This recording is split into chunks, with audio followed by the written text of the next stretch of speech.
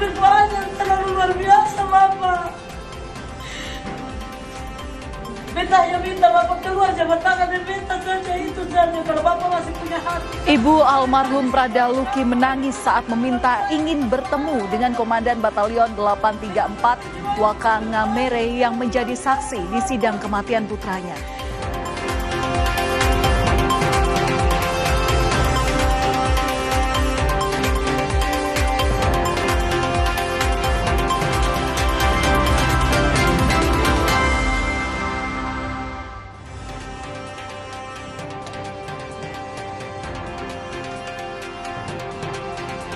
Halo saudara, selamat malam. Apa kabar Anda hari ini? Selain 3 berita utama tadi, kami juga memiliki sejumlah informasi menarik lainnya yang patut Anda simak hari ini di Kompas Malam bersama saya, Valentina Sitorus. Kita langsung ke informasi yang pertama. Saudara, Presiden Prabowo Subianto merespons maraknya kasus perundungan di sekolah.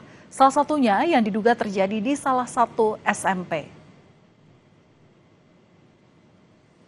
Presiden Prabowo bilang kasus bullying di sekolah harus diatasi. Presiden merespons seorang siswa SMP yang meninggal diduga korban bullying. Korban meninggal usai menjalani perawatan intensif di ruang ICU rumah sakit karena gangguan syaraf di bagian kepala. Pihak keluarga bilang korban diduga mengalami perundungan fisik. Polisi hingga kini telah memeriksa 6 saksi untuk mengusut kasus ini.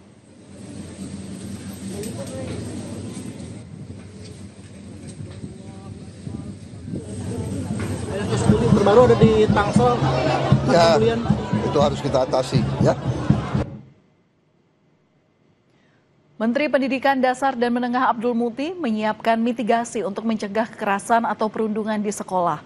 Hal ini merespons dugaan perundungan di SMP di Tangerang Selatan yang mengakibatkan seorang pelajar meninggal meski ia mengaku belum dapat laporan. Penanganan itu kan nanti kita akan menerbitkan Permendikdasmen untuk memperbaiki Permen yang sebelumnya. Nanti kita akan bentuk tim yang ada di sekolah-sekolah dengan pendekatan yang lebih humanis, komprehensif dan partisipatif. Nanti melibatkan orang tua, melibatkan murid dan juga masyarakat sehingga berbagai kekerasan yang selama ini terjadi mudah-mudahan tidak terulang lagi di masa-masa yang akan datang. Saudara, seorang siswa SMP di Tangerang Selatan yang diduga menjadi korban perundungan meninggal setelah sepekan dirawat di rumah sakit. Polisi telah memeriksa 6 saksi untuk mengusut kasus ini.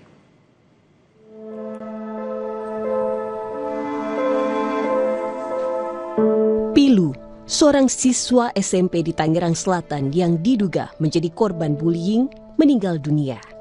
Korban menghembuskan napas terakhir setelah sepekan dirawat intensif di Rumah Sakit Fatmawati, Jakarta Selatan. Isak tangis keluarga tak terbendung di pemakaman keluarga di Ciater Maruga. Korban meninggal pada Minggu pagi setelah mengalami koma karena gangguan syaraf di kepalanya akibat dugaan kekerasan di sekolah. Pihak keluarga menuntut keadilan agar pelaku ditangkap. Sadar dari hari Selasa. Iya. Nggak ada perkembangan. Senin masih bisa bicara, bisa ngobrol-ngobrol masih bisa. Sanksinya buat sekolah aja sama dari KPI kan kata mau beri sanksi. Sama pihak sekolah gimana tanggapannya untuk sanksi yang diberikan ke pelaku. Berarti pihak keluarga menyerahkan langsung aja. Iya. Kita lebih fokus ke sini aja. Kuasa hukum keluarga korban menyatakan pihaknya bersama KPAI dan Dinas Pendidikan Tangerang Selatan telah melaporkan kasus dugaan bullying ini yang mengakibatkan korban meninggal ke polisi. Sampai saat ini kemarin kita nanya ke pihak PPA Polres, bahwasannya ini laporan itu dari KPAI, Bang. KPAI sendiri yang bikin laporan. Dari UPTD PPA juga bilang, Dindik pun juga bilang katanya laporan karena viral. Kepada KPAI, keluarga mengaku sebenarnya telah melapor pada pihak sekolah terkait perundungan pada korban. Menurut KPAI, semestinya pihak sekolah langsung merespon sejak pertama kali ada laporan tindakan bullying. Tapi dari pihak keluarga katanya sudah melaporkan ke pihak sekolah gitu ya. Nah, mestinya laporan pertama dalam bentuk apapun itu, apalagi ini siswa baru ya, siswa baru karena baru baru masuk sekolah dari kelas 6 ke kelas 7. Itu kan mestinya direspon dengan cepat. Nah, ini pembelajaran untuk semua sekolah saja. Jangan anggap remeh setiap laporan bullying yang dialami oleh siswa, ya. Mau itu bullyingnya dalam bentuk verbal, ataupun dalam bentuk yang lainnya, itu harus disikapi. Polres Tangerang Selatan telah memeriksa 6 saksi untuk menyelidiki dugaan perundungan yang dialami korban. Polisi juga mengusut apakah sakit yang diderita korban berkaitan dengan tindak kekerasan yang dialaminya di sekolah. Kami berinisiatif dari awal dari Polres Tangerang Selatan tanpa adanya laporan polisi maupun keterangan dari orang tua korban, kami sudah melakukan rangkaian penyelidikan. Nanti sudah ada pemeriksaan Pak, saksi-saksi terkait. Saat ini yang kami sudah periksa sudah total ada 6 orang saksi yang kita lihat, kita perkirakan mengetahui tentang adanya peristiwa dugaan tindak pidana ini. Korban diduga dirundung teman sekolahnya sejak masa pengenalan lingkungan sekolah pada Oktober 2025. Akibatnya, korban harus menjalani perawatan intensif karena gangguan syaraf pada kepala bagian belakang yang berimbas pada mata dan kesehatannya.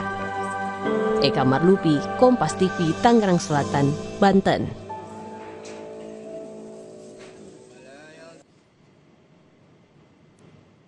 Saudara, istri penasehat khusus Presiden Bidang Politik dan Keamanan Wiranto dimakamkan di Solo, Jawa Tengah.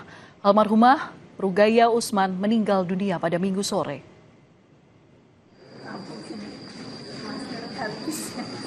Jenazah istri Wiranto, Rugaya Usman, dimakamkan di makam keluarga Delingan, Karanganyar, Jawa Tengah pada Senin siang.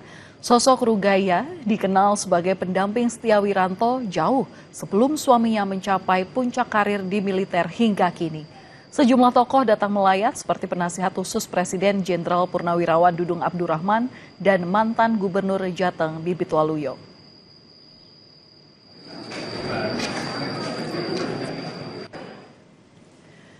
Wiranto mengungkap kondisi sang istri tercinta yang sempat dirawat di RSPAD Gatot Subroto. Wiranto bilang almarhumah sempat dinyatakan membaik dan pulang ke rumah dan berobat lagi ke Bandung. Wiranto juga mengenang kebersamaan dirinya dan almarhumah istri yang baru merayakan usia pernikahannya yang ke-50 tahun. Memang keluarga mengharapkan bahwa Ibu Uga Wiranto ya telah bersama-sama saya 50 tahun ya, baru kemarin kita merayakan ulang tahun perkawinan emas ya.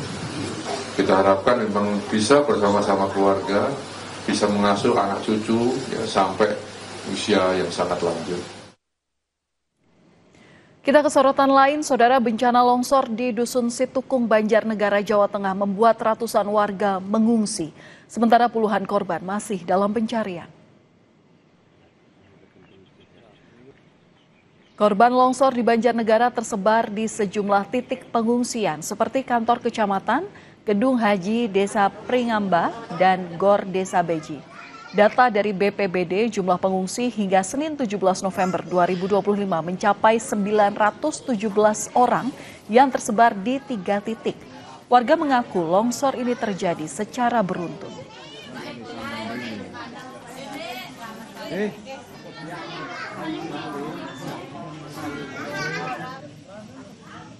Pas longsor, lihat dari yang kecil sampai yang terbesar itu lihat jatuhnya.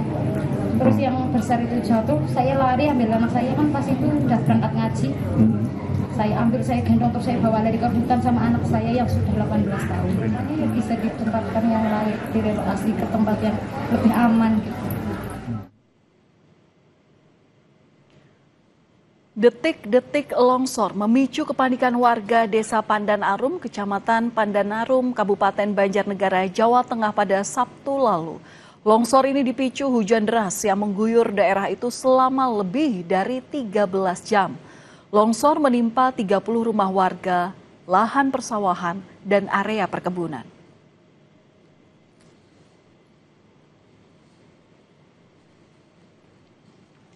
Terkait perkembangan bencana longsor di Dusun Situkung, Banjarnegara, Jawa Tengah, kita akan tanyakan kepada narasumber kami. Sudah ada Kepala Kantor SAR Semarang, Bapak Budiono. Selamat malam, Pak Budiono. Selamat malam Mbak Valen. Iya Pak Budiono, mungkin bisa diinformasikan kepada kami sampai saat ini proses penyelamatan ataupun juga proses pencarian korban ini seperti apa? Apa upaya paling maksimal yang telah dilakukan? Ya, terima kasih Mbak Valen. Hari ini memasuki hari kedua pelaksanaan operasi SAR terhadap bencana alam tanah longsor di Desa Pandan Arum, Kecamatan Pandan Arum, Kabupaten Banjarnegara.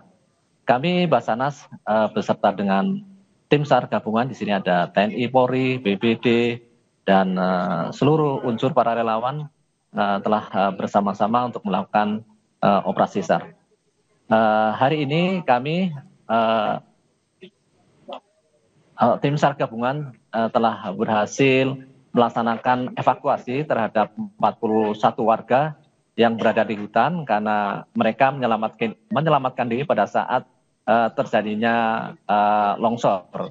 Dan pagi hari ini juga tim SAR gabungan juga telah melaksanakan evakuasi 1 orang warga di lokasi kejadian dalam keadaan meninggal dunia.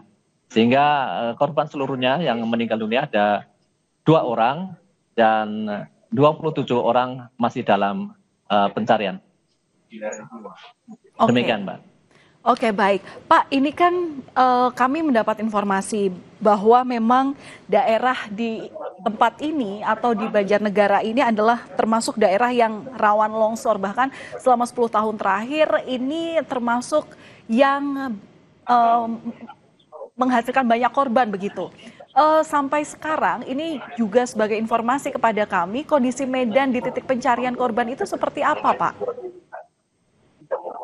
Ya, sampai hari ini, tadi sore ini, memang lokasi kejadian longsor tersebut memang di ketinggian dan di sana tadi masih ada kerawanan ataupun potensi pergerakan tanah ataupun longsor susulan.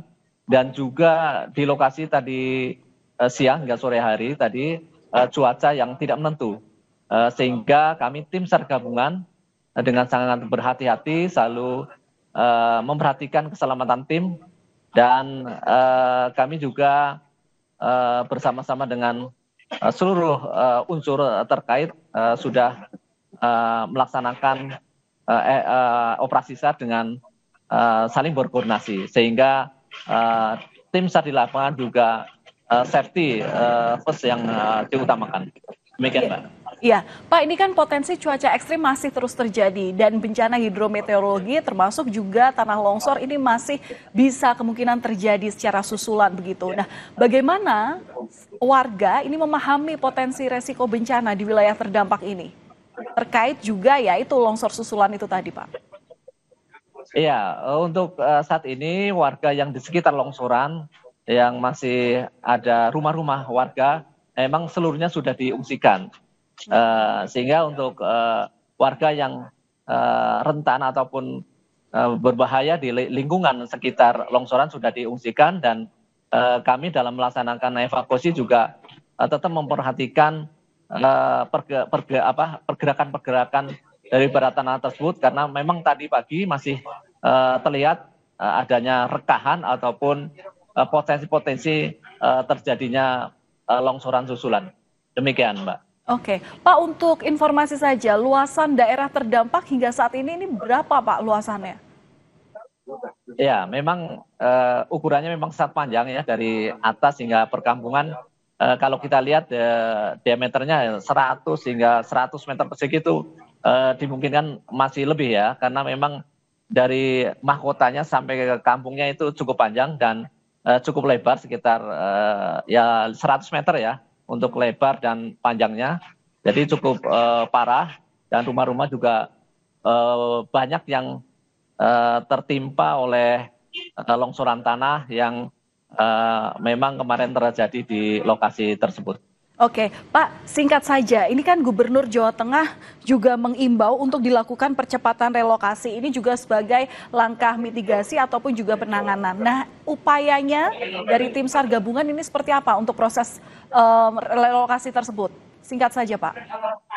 Ya, kami tim SAR gabungan memang khususnya untuk klasternya adalah search and rescue, adalah pencarian pertolongan. Jadi nanti terkait dengan relokasi itu memang nanti dari unsur lain ataupun unsur terkait yang membidangi terkait dengan relokasi. Jadi kami dari tim Basarnas dan tim SAR gabungan masih fokus untuk pencarian dan pertolongan terhadap korban yang masih 27 orang dalam pencarian.